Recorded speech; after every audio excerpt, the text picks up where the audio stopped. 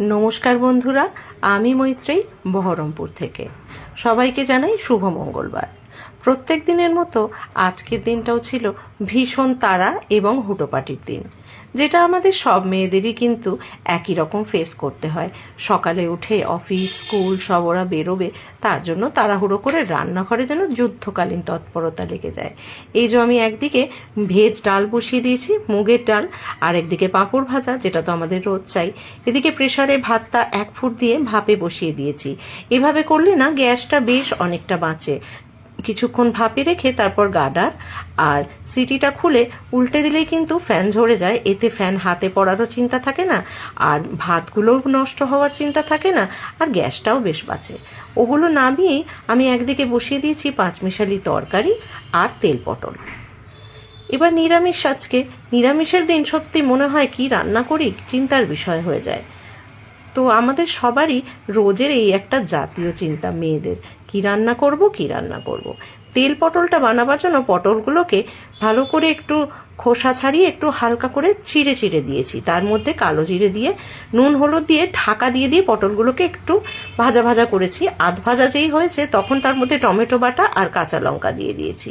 আর এরপর একটা রেগুলার মশলা বানিয়ে রেখেছি, যেটার মধ্যে জিরে গুঁড়ো, ধনে গুঁড়ো, লঙ্কা গুঁড়ো, হলুদ, এগুলো দিয়ে একটু জল দিয়ে একটা থিক পেস্ট বানিয়ে নিয়েছি। সেই পেস্টটা এর মধ্যে দিয়ে ঢাকা দিয়ে আরও কিছুক্ষণ কষে নিয়ে, তরকারিটাতে কিন্তু একদম জল পড়বে না, কিন্তু আমি যতটা সম্ভব কম তেলে রান্না করার চেষ্টা করেছি। এটা একটু বেশি তেল মশলারই রান্না। এভাবে ঢাকা দিয়ে যদি রান্না করা যায় না, এটা প্রথম পাতে শুকনো ভাতে খেতে কিন্তু বেশ ভালো লাগে। দেখুন, বিশেষ তেল কিন্তু আমি দিইনি, না হলে এই তেল পটলে ওপরে বেশ তেল গড়গড়ে করে করলে টেস্টটা আরও ভালো হয়। আর নামাবার আগে একটু ধনে পাতা দিয়ে দিলে খুব ভালো লাগে। আমার ঘরে ছিল না তাই আমি দিইনি। এদিকে তেল পটল আমার প্রায় কমপ্লিট, পাঁচমিশালি তরকারি কমপ্লিট, বাকিগুলোও কমপ্লিট।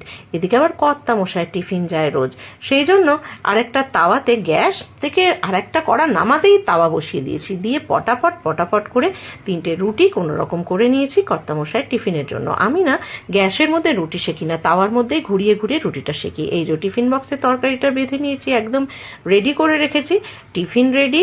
ওদিকে আমার রান্নাও কমপ্লিট। এই যে আজকে সিম্পল লাঞ্চ মেনুতে রয়েছে একদম পটলের তেল একদম মাখা মাখা একটা শুকনো পাতে খাওয়ার একটা সবজি। এটা রয়েছে ভেজ ডাল, বিনস, গাজর, ক্যাপসিকাম, টমেটো সব কিছু দিয়ে মুগের ডাল, ভেজ ডাল। নামাবার আগে একটু কাসুরি মেথি দিই।